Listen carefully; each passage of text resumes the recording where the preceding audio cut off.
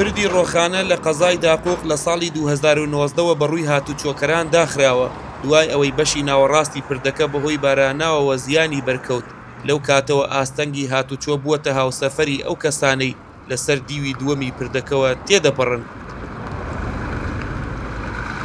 حادسەیەک بێ شتێکە بێت نییە بە 4 ساعت 5 ساعت تاخیرە بی ئەو مەسەلەکەیە هیچ کێشێت نییە خۆی ئەومە مۆزەکەمانە ئەمە چەند ساڵەوە ئەمە 4-5 ساڵە جارێ خاسیان کرد ئەمساڵ هەم ئیناکرد شتیان ڕمان يصير ازدحام تخفر الشارع دەبێتە قەرەباڵغی و شەقامەکە دادەخرێت. دوێنێ بەهۆی قەرەباڵغیەوە 4 کاتژمێر وەستای پردەکە داخراو بوو بە جەنجاڵی و قەرەباڵغی. 5 ساڵە ئەو پردە گرفتار. ئێستا یەک پردێکە لێرەوە ئەو پردێکە دروستکراوە ئەزدحام دروستە بێت ترێ لەو ڕێگای هاتشۆی ئەم حافە پارێزگەکان هەمووی لەسەریتە. ئەبێتە هۆی کێشەی هاوڵاتیان و خەڵکی داما و جاروا هەیە خەڵکی مۆزەفە جاروایە خەڵکی ئیشوکاری هەیە نەخۆشی هەیە. دواکەوتنی تەواوبوونی کارەکانی پردەکە کاری هاتوچۆی کەرکووکی قورس کردووە بۆ پێی کۆمپانیای جێبەجێکار کار ئاسانی بۆ هاتوچۆکەران نەکردووە.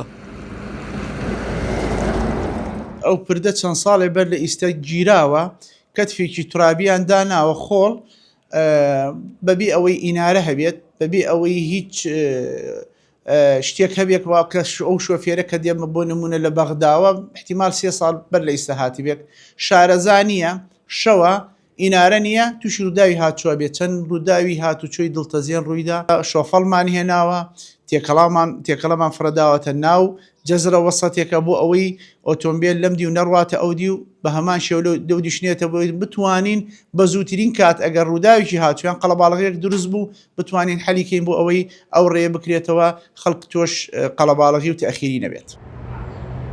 بەڕێوبەرایەتی ڕێگاوبانی کەرکووک سەرپەرشتی چاکردنەوەی پردەکە دەکەن ئامادەنین قسە لەسەر دواکەوتنی کارەکانی پردەکە بکەن و دەڵێن وەزارەتی ئاوەدانکردنەوە بەهۆی نەبوونی بودجەوە دەرگاکانی لەسەر داخستوین.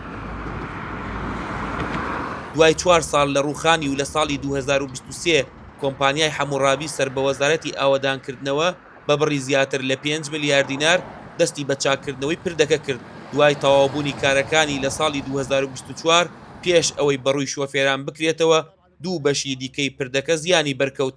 سەرەتای ئەم ساڵیش وەزارەتی ئاوەدانکردنەوە لە ڕێی دوو کۆمپانیاوە زیاتر لە 13 ملیار دینار دیکەی بۆ چاکردنەوەی پردەکە خەرج کردووە و دەبێت تا ناوڕاستی ئەم ساڵ کارەکانیان تەواو بکەن.